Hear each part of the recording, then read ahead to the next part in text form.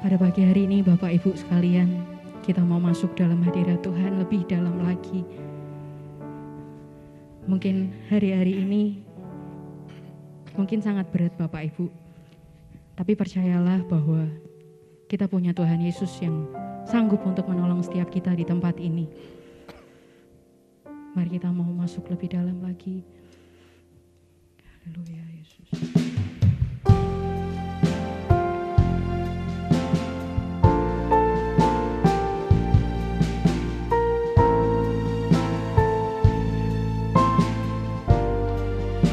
Bapa, kami mau datang Tuhan, dan kami mau berserah Tuhan Yesus kepadamu. Segala beban, segala perkara Tuhan kami mau letakkan di bawah kaki-Mu Tuhan. Bapa-Ku datang dan berserah, ku nyatakan Kau yang berkuasa dalam gelap, Kau setia, Kau cahaya bagiku. Haleluya Yesus. Kau kuatkan aku bertahan, Kau harapan dalam kesesakan, Kau buktikan kesetiaan-Mu Tuhan, Engkau Allah Immanuel. Yes Tuhan, kami mau percaya kepadamu Tuhan Yesus. Kami datang Tuhan untuk menyembah-Mu Tuhan. Bapa-Ku datang untuk menyembah, ku nyatakan Kau yang bertata dalam lemah, Kau sempurna, Kau cahaya bagiku. Engkau menguatkan kami Tuhan, Kau kuatkan aku bertahan, Kau harapan dalam kesesakan, Kau buktikan kesetiaan-Mu Tuhan, Engkau Allah Immanuel. Mari Bapak Ibu kita mau bangkit berdiri. Haleluya Tuhan. Kami mau bersatu hati Tuhan Yesus. Bapa-Ku datang dan berserah, ku nyatakan Kau yang berkuasa dalam gelap, Kau setia, Kau cahaya bagiku. Yes, Kau kuatkan kami Tuhan, dan kami mau bertahan. Kau kuatkan aku bertahan, Kau harapan dalam kesesakan, Kau buktikan kesetiaan-Mu Tuhan, Engkau Allah Immanuel.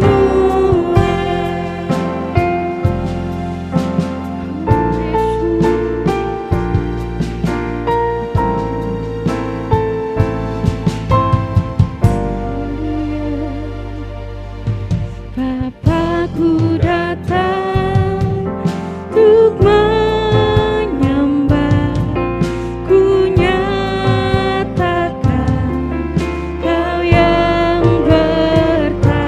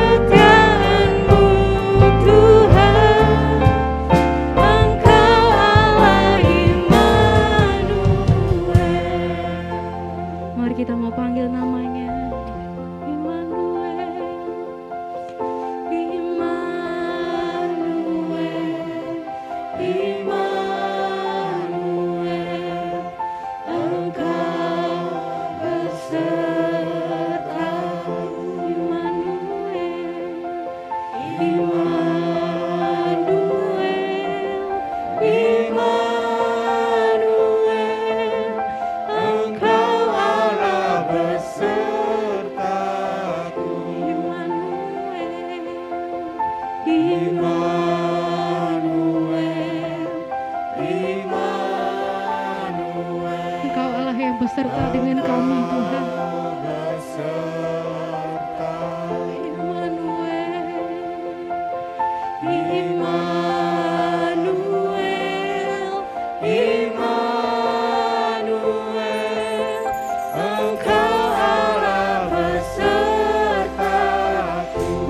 Katakan Immanuel, Immanuel, Immanuel, Engkau besertaku, Immanuel, Immanuel, Immanuel, Engkau Allah besertaku. Sekali lagi kita mau katakan Immanuel.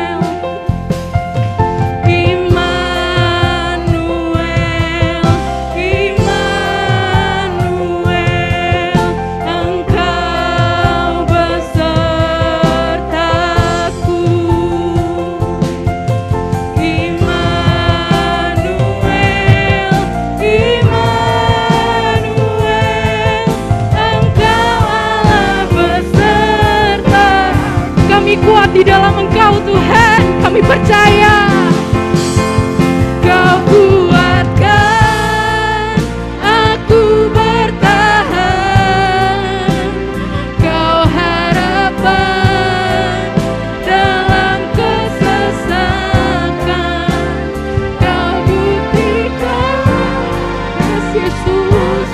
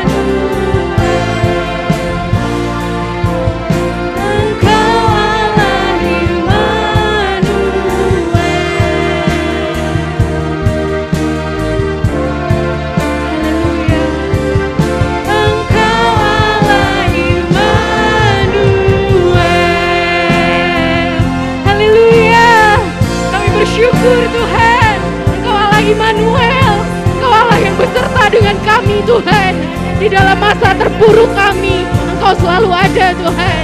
Kami mengasihi-Mu Tuhan, kami mau lebih dalam lagi untuk mengenal-Mu Tuhan.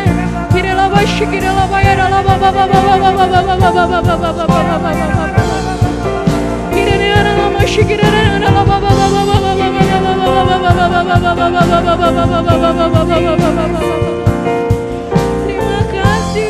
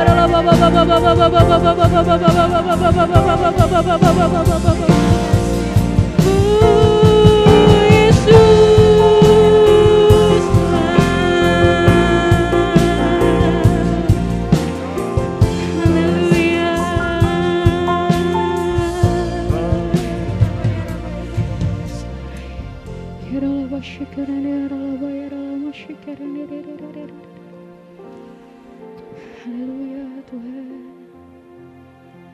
Mari kita mau pujikan sekali lagi dengan lembut ya Bapak Ibu. Kau kuatkan. Biarkan jemaat saja yang memuji Tuhan.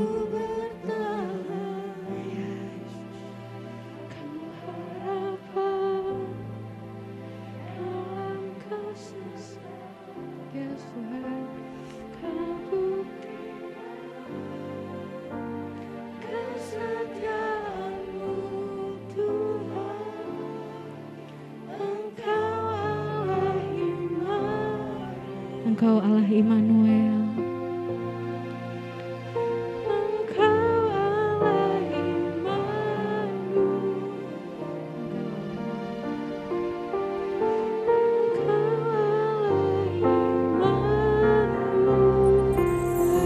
Haleluya, beri kemuliaan buat Tuhan kita. Haleluya. Terima kasih Tuhan Yesus untuk pagi hari yang cerah ini Tuhan. Kami bersyukur Tuhan, kami boleh berkumpul bersama saudara seiman kami Tuhan Yesus. Kami bersyukur, kami boleh bersuka cita Tuhan. Kami boleh memuji dan memuliakan nama Tuhan Yesus. Terima kasih Tuhan untuk kesempatan yang indah ini Tuhan. Kami tidak mau melewatkan Tuhan Yesus. Kami mau terus mengalir Tuhan di dalam Tuhan. Kami mau memuji nama-Mu, kami mau menyembah Engkau Tuhan. Dan siapkan hati kami Tuhan Yesus untuk menerima setiap benih firman Tuhan. Tanamkan dalam hati kami Tuhan Yesus. Dan mampukan kami Tuhan untuk melakukannya Tuhan Yesus. Terima kasih Tuhan, pimpin kami Tuhan dari awal, pertengahan hingga akhirnya Bapa. Dan biarlah Engkau yang beracara Tuhan di tempat ini. Terima kasih Yesus, dan kami semua yang percaya kami mau katakan amin. Haleluya, beri kemuliaan sekali lagi buat Tuhan kita. Silakan duduk Bapak Ibu yang dikasihi Tuhan. Ya, hanya Engkau Tuhan sumber kekuatan dalam kehidupan kita.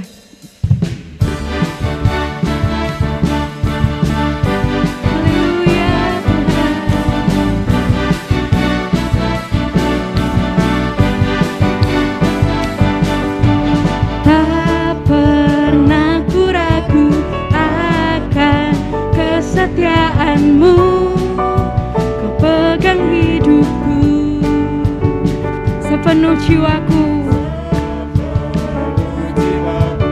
Ku yakin dan percaya Kau tuntun langkahku. Yesus, Kaulah Raja dalam hidup, berkuasa berjaya untuk selamanya. Kau Tuhan, sumber kekuatan, kuasa-Mu tercurah bagiku senantiasa. Dengan-Mu Tuhan, ku kan berjalan dari kemuliaan sampai kemuliaan selamanya. Haleluya. Kami tidak akan pernah meragukan Engkau Tuhan. Tak pernah ku ragu akan kesetiaan-Mu, Kau pegang hidupku, sepenuh jiwaku. Ku yakin dan percaya Kau tuntun langkahku.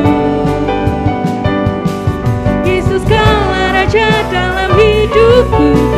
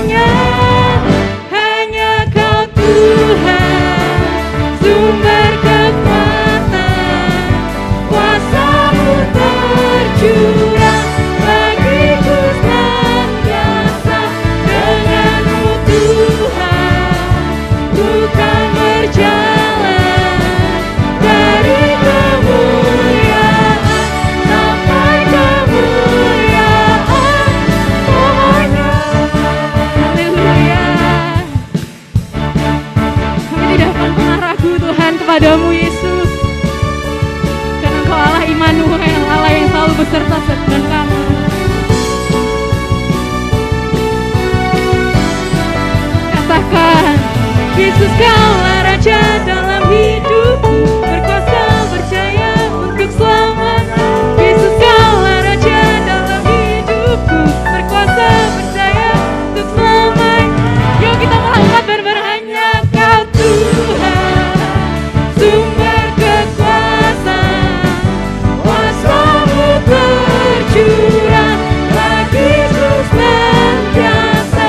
Denganmu Tuhan, bukan berjalan dari kemuliaan sampai kemuliaan.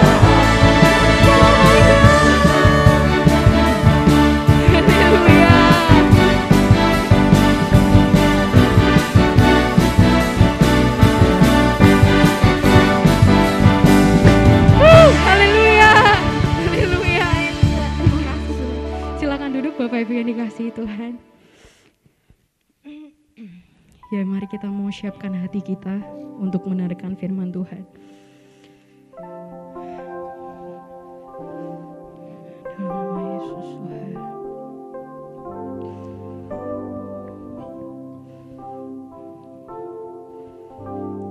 Ku tak membawa apapun juga saat ku datang ke dunia.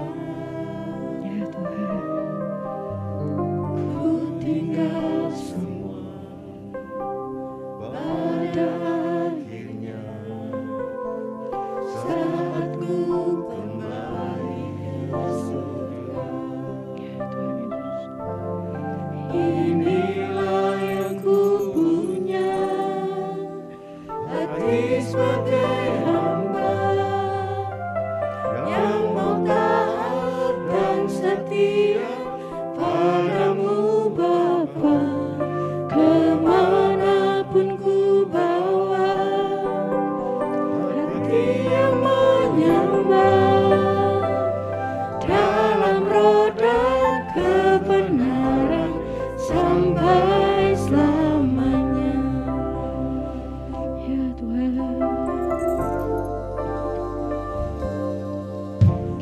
Ku tak membawa apapun juga saat ku datang ke dunia. Ku tinggal semua pada akhirnya saat ku kembali ke surga. Inilah yang ku punya, hati sebagai hamba yang mau taat dan setia padamu Bapa. Kemanapun ku bawa, hati yang menyembah dalam roh dan kebenaran sampai selamanya. Inilah yang kami punya Tuhan. Inilah yang ku punya, hati sebagai hamba yang mau taat dan setia padamu Bapa. Kemanapun ku bawa, hati yang menyembah dalam roh dan kebenaran sampai selamanya. Dalam roh dan kebenaran sampai selamanya. Dalam roh dan kebenaran sampai selamanya. Terima kasih Tuhan Yesus, kami siap Tuhan untuk mendengarkan firman-Mu. Haleluya, amin. Ya, salam. Anda adalah orang-orang yang luar biasa hari ini di tengah-tengah pandemi. Ya, banyak orang kena pandemi sehingga dia hanya tinggal di rumah. Tetapi hari ini saudara masih bersama-sama dengan kami untuk kami tetap menyembah Tuhan, kami tetap datang untuk mengagungkan nama Tuhan. Karena itu salah satu tujuan daripada kehidupan kita. Ya, dimanapun sudah berada hari ini, baik di tempat ini maupun di tempat-tempat mungkin di seluruh dunia, kita harus merenungkan sebuah kata penting di dalam Alkitab, yaitu mengenai hidup harus berpadanan dengan panggilan kita. Pertanyaan kita adalah, apakah panggilan kita? Banyak orang Kristen sudah kehilangan panggilannya pada saat menghadapi situasi yang tidak mudah ini.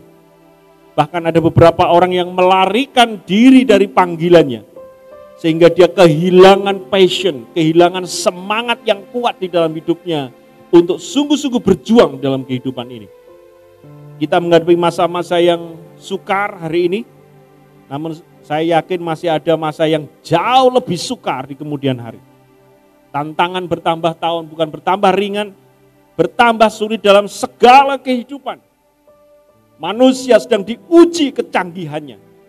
Karena kecenderungan manusia mulai mendewakan berbagai macam teknologi, mulai mendewakan berbagai macam kehebatan yang dia pikir bisa menyelesaikan masalah-masalah yang dihadapi.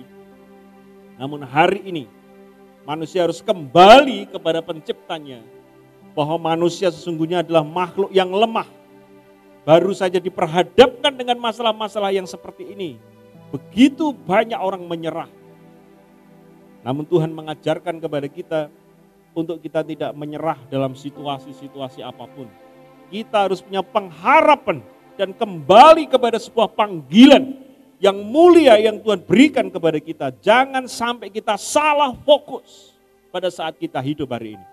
Dan mari kita akan lihat di dalam Efesus pasal yang keempat, ayat 1 sampai dengan yang keempat. Saya ingin ajak saudara merenungkan ayat ini. Saya kira ayat ini menjadi ayat yang sangat penting di tengah-tengah pandemi ini. Efesus pasal yang keempat, ayat 1 sampai dengan ayat yang keempat. Saya membacakannya untuk saudara. Sebab itu aku menasihatkan kamu, orang yang dipenjarakan karena Tuhan, supaya hidupmu sebagai orang-orang yang telah dipanggil berpadanan dengan panggilan itu. Hendaklah kamu selalu rendah hati, lemah lembut dan sabar. Tunjukkanlah kasihmu dalam hal saling membantu, dan berusahalah memelihara kesatuan roh oleh ikatan damai sejahtera, satu tubuh, satu roh, sebagaimana kamu telah dipanggil kepada satu pengharapan yang terkandung dalam panggilanmu. Kata panggilan diulang berkali-kali dalam satu perikop ini Rasul Paulus. Karena Rasul Paulus merasa ini sangat penting, walaupun dia ada dalam penjara menunggu saat kematiannya. Namun dia tetap mengingatkan bahwa setiap jemaat Tuhan, setiap orang percaya, setiap hamba-hambanya dipanggil secara khusus oleh Tuhan. Secara spesial kita harus tahu panggilan kita. Nah, Rasul Paulus memberikan 3 hal yang penting di sini. Ada panggilan yang harus kita jalani, yang harus kita perjuangkan, yaitu yang dikatakan oleh Rasul Paulus, hendaklah kamu selalu rendah hati, lemah lembut, sabar, dan tunjukkanlah kasihmu dalam hal saling membantu. Saudara-saudara, panggilan yang pertama yang diberikan Rasul Paulus adalah panggilan kita harus menyamakan kehendak kita dengan kehendak Allah. Kata hendaklah kamu adalah sebuah kata, kalimat imperatif di sini, kalimat perintah yang harus kita lakukan. Kalau tidak itu Anda berdosa.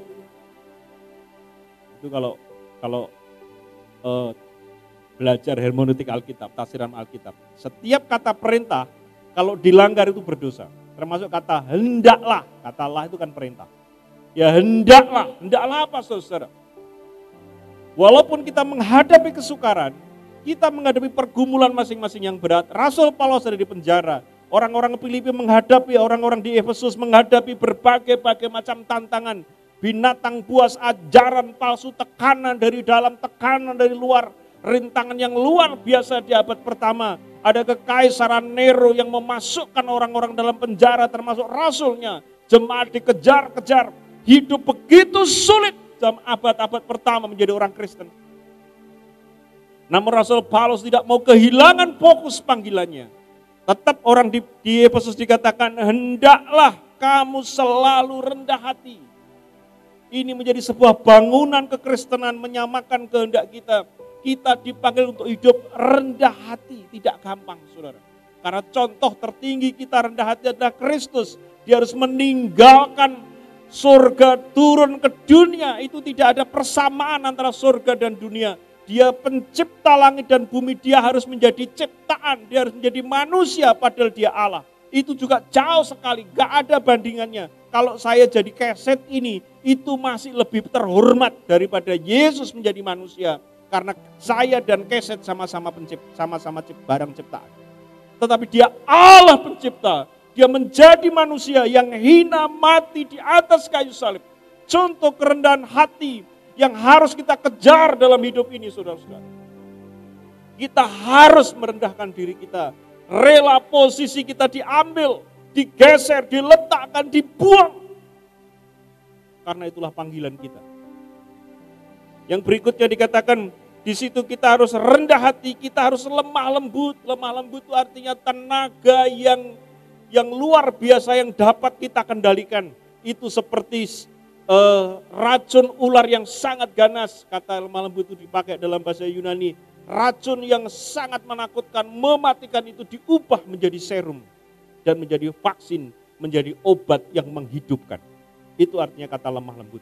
Di dalam diri kita ini begitu banyak tenaga, begitu banyak kekuasaan. Kalau dibiarkan kita ini liar seperti ular, kita bisa menyakiti orang, membunuh orang, melakukan apa saja di luar sana. Tetapi kita harus serumkan, memvaksikan semua yang beracun itu. Dengan istilah kata yang dipakai oleh Rasul Paulus, lemah lembut. Lemah lembut bukan seperti orang Solo ya. Nuwun tulung, omah kula kobong. Sing nulung ya, iya tak siram wis entek omahe. Bukan kata itu. Lemah lembut artinya sebuah energi yang kita kendalikan. Di dalam diri saudara ada racun kedagingan yang sangat menakutkan.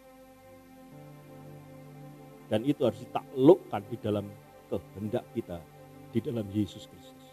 Sehingga pada saat sudah mengingini, timbul sesuatu yang meracuni orang, ingin membunuh orang, iri hati, kebencian, saudara harus taklukkan. Setiap pagi saya minta Roh Kudus kuasai hidup saya, supaya saya bisa menaklukkan kehendak yang menakutkan itu dan menjadi seorang yang lemah lembut. Yang berikutnya, sabar. Nah, gambaran sabar itu di Alkitab, Rasul Paulus pernah memberikan gambaran harus sabar seperti seorang petani. Petani itu kebanyakan hujan, banjir, gak bisa nanam. Pada saat mulai berbunga, pada saat mulai berbuah, kebanyakan hujan, rontok, busuk, mati. Dia suruh sabar. Kebanyakan air bermasalah. Tidak ada air, kekeringan juga sangat bermasalah. Itu petani. Tanaman bisa mati semua karena kekeringan. Kalau mau bersabar, jadilah petani. Di masa pandemi ini, kemarin 3 bulan, saya nanam pohon pisang 250 pohon. Saya tunggu, saya sirami, saya buang semua rumput-rumputnya supaya berbuah. Nah, itu sudah tahun lalu. Tahun kemarin itu saya nanam 40-an di awal hujan ini. Ya, ada tanah kosong di depan rumah itu, nggak tahu siapa yang punya, ada 1.200, dibeli tidak boleh.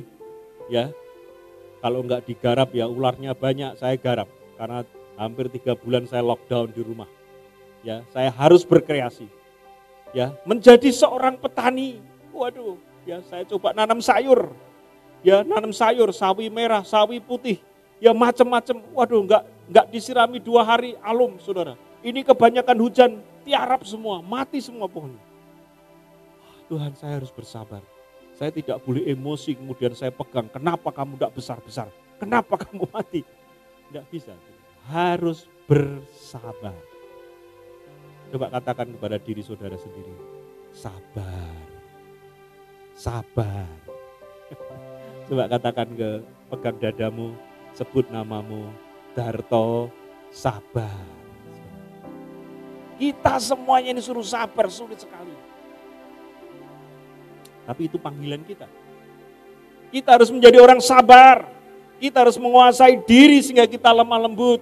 Kita dipanggil untuk kita menjadi orang-orang yang rendah hati. Dan yang berikutnya kita dipanggil untuk menunjukkan kasih-Mu dalam hal saling membantu. Di masa pandemi inilah saatnya untuk kita saling membantu. Saudara. Untuk saling membantu. Kalau saya pohon pisang tiba-tiba 6 pohon itu berbuah semua dan masaknya bareng. Kadang-kadang saya bingung, ini mau saya kasih sama siapa? Ya 6 tandan itu cukup lumayan. Saya makan sendiri pasti nggak bisa, 1 tandan aja nggak habis. Ya, beberapa jemaat yang bergumul dengan kanker, beberapa jemaat yang mengalami berbagai penyakit, saya bilang, saya kasih pisang ya. Ya Pak, kalau pokoknya saya dikasih pisang apapun saya siap. Saya harus makan buah banyak. Ada jemaat yang sudah 12 kali di kemo dan selamat. Rambutnya tidak rontok, berat badannya naik. Ada harapan. Walaupun kankernya sudah menyebar di seluruh tubuhnya. Ya, ini tinggal operasi terakhir. Yaitu ususnya dipotong karena ada tumor yang sangat besar. Ya. Makanan tidak masuk, kalau sudah masuk tidak bisa keluar. Sehingga badannya kurus kemudian pingsan. Bawa ke rumah sakit. Ya, pada saat tumornya diambil, kankernya menyebar semuanya. Shock berat. Tapi saya bilang, Pak, nikmati aja kankermu. Bersukacita, jalani, perangi penyakitmu. Dan sudah setahun lebih ini, teman-temannya kemo mati satu. Kadang-kadang dia pikir, kapan giliranku? Tetapi rupanya dia lewat, saudara, sampai hari ini. Ini kan seperti corona hari ini. Dulu yang kena itu teman-teman saya yang jauh. Tapi hari ini tambah deket ya. Tonggone situ, tonggone sana. Tonggo saya tambah deket. Saya baru lockdown 1 jemaat cabang. Ya, tidak, saya tutup kebaktiannya 1 bulan penuh. Karena pengurusnya kena, kemudian dancersnya kena. Saya bilang liburin aja. Kebaktian dari rumah seperti ini. Harus khotbah setiap minggu. Saudara, kadang-kadang kita tanya kapan nih giliran saya kena ini. Ya. Pastikan bahwa kita hidup sehat. Amin. Kita memang harus sabar sejenak, saudara. Menunjukkan kasih kita. Bantu teman-teman kita yang mengalami pandemi ini. Ya, kena PHK hanya masuk 2 hari, digaji hanya 1/10 dan semua. Ya, saya harus membuat jaringan bagaimana mereka bisa hidup. Ya, belajar mengajari online mereka. Menunjukkan kasih untuk saling membantu. Kamu bisa apa? Ayo kerja, jangan duduk-duduk. Biasanya wanita itu lebih cepat bangkit daripada laki-laki. Kalau wanita hari ini di PHK, besok dia bisa menciptakan pekerjaan baru. Kalau laki-laki nunggu setahun itu prestasinya. Dia kalau bisa bangkit, bangun. Kalau enggak, larinya ke hobi. Kalau hobi bisa diubah menjadi pendapatan, bagus. Rata-rata lakukan itu. Tapi wanita biasanya 1-2 hari langsung bangkit. Laki-laki butuh setahun kata survei. Nah kalau setahun kan, waduh. Ayo hari ini kita bangkit. Ada panggilan yang Tuhan beri kepada saudara. Panggilan untuk hidup, untuk kehendak kita selalu diperbarui. Untuk menunjukkan kasih kita kepada orang lain. Di selesai Perang Dunia Kedua ada orang yang bernama Corrie ten Boom. Seorang yang tinggal di Jerman pada saat Nazi itu. Dia menyamakan beberapa orang Yahudi karena orang Yahudi dibunuh semua oleh itu Hitler. Dan Corrie ten Boom menyelamatkan orang-orang di rumahnya dan ketahuan oleh Nazi. Corrie ten Boom ditangkap, dia menyelamatkan beberapa orang Yahudi. Ditangkap malam pertama, dimasukkan penjara. sama sihirnya, diperkosa malam itu. Kemudian dikencingi, diludahi, dihancurkan dia. Corrie ten Boom menangis malam itu. Dan dia mempertanyakan Tuhan, aku orang yang sungguh-sungguh mencintai Engkau. Kenapa hari ini saya terjadi seperti ini? Saya diperlakukan seperti binatang, saudara. Dihancurkan dan bertahun-tahun dia ada dalam penjara itu. Tiap hari diperlakukan seperti binatang oleh orang-orang Nazi itu. Dan perang dunia selesai, dia dibebaskan, saudara. Dia bergumul, Tuhan panggilanku apa? Kamu harus beritakan Injil kebenaran. Tunjukkan kasih-Mu kepada orang-orang di Jerman, dia orang Belanda. Saudara. Dan dia mulai berkhotbah, dia mulai kumpulkan orang-orang. Dan suatu hari dia kebangunan rohani di gereja seperti ini. Dan di sana ada penerima tamunya Bapak tinggi besar. Dia hanya khotbah setengah jam, Corrie ten Boom. Dia berkhotbah judulnya pengampunan. Kalau selesai perang dunia kedua, daratan Eropa penuh dengan kebencian. Suami mati karena difitnah sana. Waduh, sakit hati luar biasa. Dan dia bicara mengenai pengampunan. Dan pada saat dia membaca 1-2 ayat mengenai pengampunan, kemudian dia hanya cerita bagaimana nasibnya di penjara. Bagaimana orang-orang Nazi menyakiti dia, menghancurkan harga dirinya. Tapi dia berkata di akhir omongannya, dia berkata, tapi saya mengampuni orang yang memperkosa saya. Orang yang menghancurkan diri saya, mengencingi wajah saya, menendang saya seperti binatang, memberi makan separuh, nasi basi katanya. Dan di sini ada orang yang malam pertama itu memperkosa saya. Dan saya sudah mengampuni dia. Sudah tahu siapa dia? Itu bapak yang tinggi besar berdiri di pintu belakang. Bapaknya itu maju ke depan. Dia gemetar. Corrie ten Boom berkata, hari ini sejak malam pertama saya sudah berdoa untuk mengampuni Anda.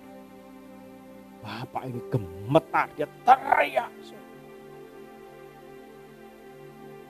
Dan dia berkata di gereja ini, kalau ada orang yang belum bisa mengampuni, angkat tanganmu dan maju ke depan. Corrie ten Boom tahu apa panggilannya untuk menunjukkan kasih kepada orang-orang yang pernah menyakiti dia. Yang kedua, yang pertama, hendaklah kita harus menyamakan kehendak kita kepada Allah. Yang kedua, berusahalah memelihara kesatuan roh oleh ikatan damai sejahtera. Berusahalah, kita dipanggil untuk menjaga sebuah persatuan di dalam hidup ini.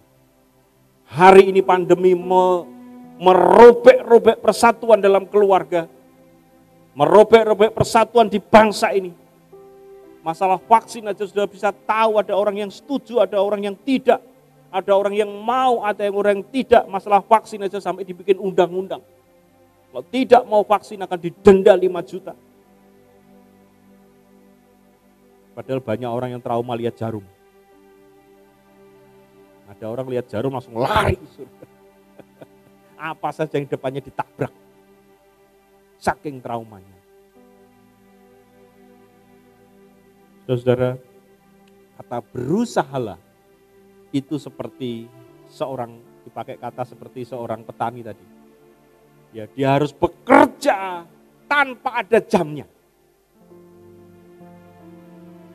Kalau panas dia kepanasan, hujan dia kehujanan. Enggak ada petani yang warna kulitnya putih, enggak ada.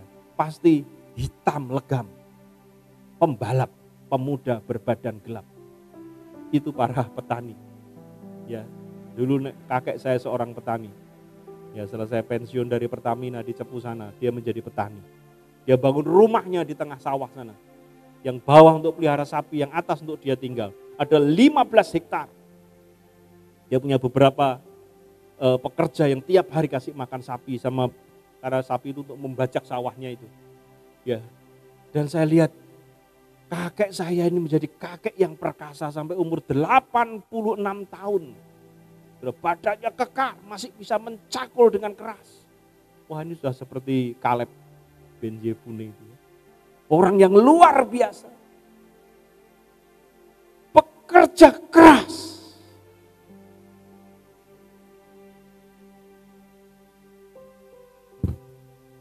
Mari kita bekerja keras. Itu panggilan kita untuk menjaga persatuan. Ada seorang yang bekerja keras sampai mati. Tahun 60, namanya Martin Luther King. Amerika sedang menghadapi peperangan ras antara kulit hitam dan kulit putih. Martin Luther King ini seorang kulit hitam. Dia sekolah sampai ke Inggris. Sampai doktornya keluar. Zaman itu hampir tidak ada. Mungkin dia orang pertama kulit hitam yang bisa S3. Dia terus berkhotbah. Judul khotbahnya satu. I have a dream. Saya punya sebuah impian. Suatu hari orang kulit hitam akan jadi presiden. Orang kulit hitam akan jadi pengusaha. Tidak jadi orang nomor 2 terus. I have a dream. Ada persatuan di Amerika ini. Oh, karena Yesus menebus. Tidak untuk orang kulit putih saja, tetapi untuk orang kulit hitam. Suatu hari dia bikin KKR, sudah diperingatkan sama panitianya. Ada orang yang ingin membunuh Anda. Kalau Anda mau berkhotbah, I have a dream. Tetapi dia berkhotbah dan malam itu benar-benar dia ditembak. Dan mati. Dia mati dalam sebuah mimpinya. Menjaga kesatuan dunia lewat Amerika. Mempersatukan antara ras itu. Dan suatu hari ada orang kulit hitam jadi presiden Amerika. Namanya Obama. Saya kira kalau dia hidup hari ini, dia akan khotbahnya akan bukan I have a dream. Ya. Hari ini wakil presidennya juga orang kulit hitam. Banyak orang-orang hebat kulit hitam. Berkat satu orang yang bernama Martin Luther King. Pagi ini apa yang Anda perjuangkan? Kita akan mati. Apa yang orang ingat mengenai kehidupan saudara dan saya? Apakah yang kita perjuangkan? Kita hanya berjuang untuk survive diri sendiri? Ataukah kita sedang memperjuangkan sesuatu yang bernilai? Persatuan. Kita di Indonesia porak-poranda mengenai persatuan ini. Ini isu nomor 1 di Indonesia ini. Tapi siapa yang berani menyuarakan ini?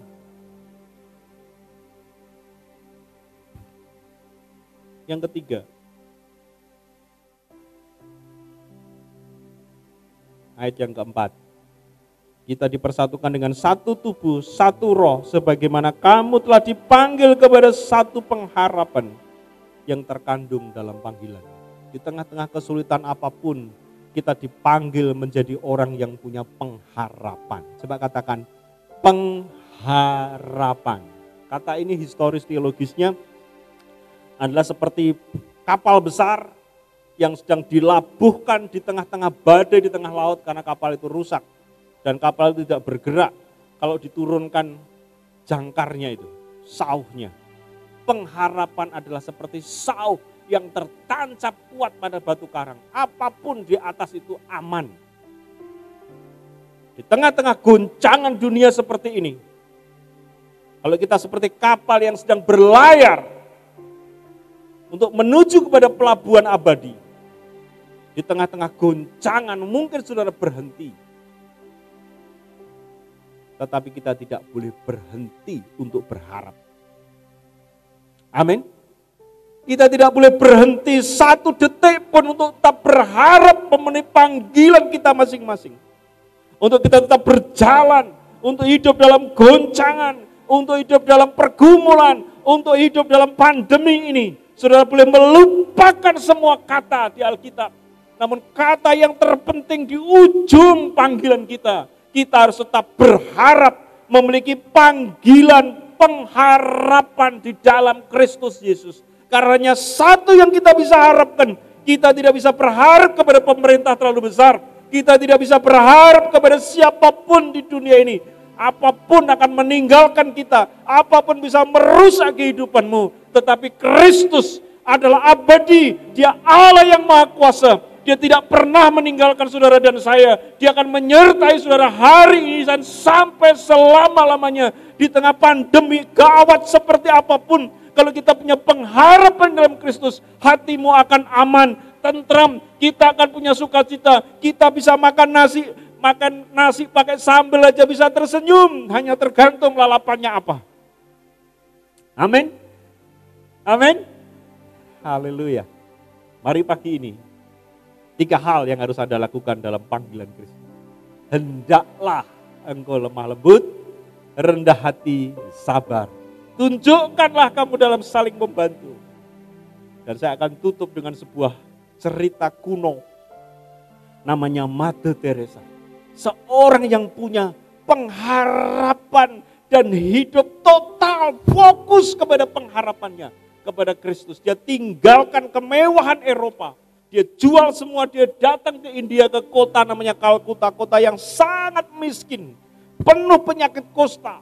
Kalau banjir itu seperti Telogosari 10 tahun yang lalu, itu semua kotoran naik di lapangan di jalan. Dan tengah-tengah kota itu ada lapangan yang luas, banyak rumah-rumah kardus. Mereka pup di situ, mereka bikin berak di situ, mereka lakukan, wah kemproy luar biasa. Mother Teresa dipanggil di situ. Tiap hari dia ngambil orang yang lepra, yang kusta, gila, dimasukkan di gubuknya dia. Tiap hari dia ngambil orang baru, diangkat dari trotoar. Saya baca sebuah tulisannya dia, diangkat dari trotoar itu sampai karena saking nempelnya di trotoar itu, lengket dengan pada saat diangkat itu, kulit-kulitnya semua terluka. Dan dia obati pelan-pelan. Kasih obat merah, kasih antibiotik, dipelihara. Dan suatu hari dia punya 40.000 orang yang dirawat. Ada 10.000 orang yang membantu sukarelawan. Sebelum Mother Teresa meninggal, dia dijuluki oleh dunia Kristus bagi orang miskin. Dia mendapatkan Nobel kemanusiaan. Bahkan cucunya Jarum, berapa tahun lalu saya baca di Kompas, dia sedang mendedikasikan, dia tinggalkan kemewahan Jarum. Dia ikut sektennya Mother Teresa. Dia rela tidak menikah, dia rela tidak memiliki dunia ini, tapi dia tahu panggilan. Apa panggilanmu hari ini? Di tengah-tengah corona. Sehingga suatu hari kita mati. Kita tidak tahu kapan tiket antrinya. Tetapi dunia akan tahu orang ini konsisten dengan panggilan. Mari kita berdoa.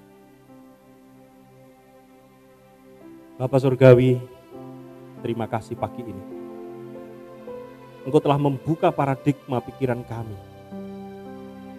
Kami tidak boleh egois, hanya mementingkan kehidupan kami sendiri. Ada sebuah panggilan Tuhan yang harus kami lakukan. Tuhan, biarlah Engkau memproses setiap kehendak kami sama dengan kehendak-Mu. Biarlah kami bekerja keras untuk menjaga persatuan, pelayanan gereja, bahkan negara Indonesia ini. Di tengah-tengah pandemi, tiap kami tetap memiliki pengharapan akan Yesus Kristus. Jamah kami pagi ini Tuhan, dimanapun kami berada, kami tidak boleh kecil hati, kami tidak boleh menyerah, namun kami harus tetap punya pengharapan kepada Kristus Yesus, Allah yang Maha Kuasa itu, Allah yang sanggup melakukan segala perkara, biar bumi berguncang dan langit runtuh, namun Engkau tetap kuat dan kekal selama-lamanya. Di dalam nama Tuhan Yesus Kristus, semua yang percaya berkata, amin.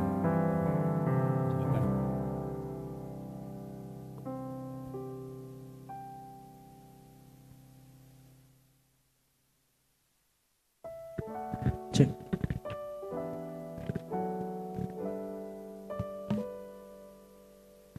Shalom, saudara kasih Tuhan. Atas nama Bapak Gembala Sidang dan seluruh jemaat GBI Semarang Indah, kami mengucapkan banyak terima kasih untuk pelayanan dari Bapak Darto, dan kami berdoa Tuhan terus memakai Pak Darto makin dahsyat dan luar biasa. Amin. Nah, saat ini saya akan menyampaikan beberapa informasi kegiatan gereja kita. Ibadah raya onsite kita minggu depan pada tanggal 31 Januari 2021 jam 8 pagi, dan firman Tuhan akan disampaikan oleh Bapak Pendeta Yogi Santoso. Bagi jemaat yang belum bisa hadir dalam ibadah onsite ini, dapat tetap mengikuti ibadah online pada sore hari jam 5 sore di channel YouTube GBI Semarang Indah. Bagi Bapak Ibu yang akan memberikan persembahan, amplop persembahan dapat dimasukkan ke dalam kotak persembahan yang ada di pintu keluar gereja ketika Bapak Ibu akan pulang. Untuk Bapak Ibu yang akan mengikuti ibadah onsite, berikut kriteria jemaat yang dapat mengikuti ibadah onsite. Yang pertama, tubuh dalam kondisi sehat. Yang kedua, berusia antara 12 sampai dengan 60 tahun. Ketiga, bersedia untuk mengikuti protokol kesehatan yang ada. Yang keempat, sudah mendaftarkan diri dan sudah menerima konfirmasi pendaftaran. Untuk pendaftaran dapat dilakukan melalui WhatsApp atau SMS ke nomor 0896 1606 1601 dengan format nama, usia, nomor telepon yang dapat dihubungi, dan pendaftaran dapat dilakukan dari hari Senin sampai dengan Jumat pada jam kerja. Sebentar kita akan mengakhiri ibadah kita dengan menerima doa berkat, dan kembali kami menghimbau kepada Bapak Ibu sekalian agar setelah menerima doa berkat, diharapkan untuk Bapak Ibu sekalian dapat segera pulang ke rumah masing-masing guna menghindari terjadinya kerumunan. Dan sekarang marilah kita bersama-sama bangkit berdiri. Saya ajak kita bangkit berdiri untuk mengakhiri ibadah kita hari ini dengan menerima doa berkat. Terima kasih Tuhan Yesus, kami sungguh bersyukur untuk kesempatan yang masih Engkau berikan, di mana kami boleh datang beribadah bersama-sama, muji dan membesarkan nama-Mu, juga menerima pesan firman-Mu menjadi rema dalam hidup kami. Dan sebentar kami mau akhiri ibadah kami Tuhan, kami berdoa biar Engkau curahkan berkat-Mu atas kehidupan kami semua. Bapak Ibu yang dikasihi Tuhan, pada akhir ibadah kita, mari angkatlah kedua tangan-Mu kepada Tuhan, tangkap dan terimalah berkat Tuhan atas hidup-Mu. Tuhan memberkati keluarga dan rumah tangga-Mu, Tuhan memberkati usaha dan pekerjaan-Mu, Tuhan memberkati Engkau dengan kesehatan yang baik, Tuhan memberkati pendidikan yang Engkau jalani, Tuhan memberkati pelayanan-Mu makin dahsyat dan luar biasa. Tuhan memberkati hidupmu sehingga hidupmu berhasil, beruntung dan berkemenangan. Tuhan memberkati engkau dan melindungi engkau. Tuhan menyertai engkau dengan wajah-Nya dan memberi engkau kasih karunia. Tuhan menghadapkan wajah-Nya kepadamu dan memberi engkau damai sejahtera dari sekarang sampai Maranatha, saat Tuhan Yesus yang sangat kita kasihi datang kembali untuk kali yang kedua. Dan semua yang percaya terima berkat Tuhan berkata amin. Aku percaya berkat-Mu atasku selalu ada di sepanjang hidupku.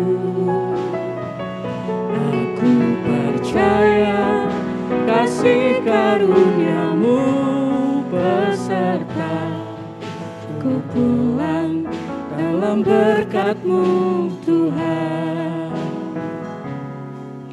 Ku pulang dalam berkat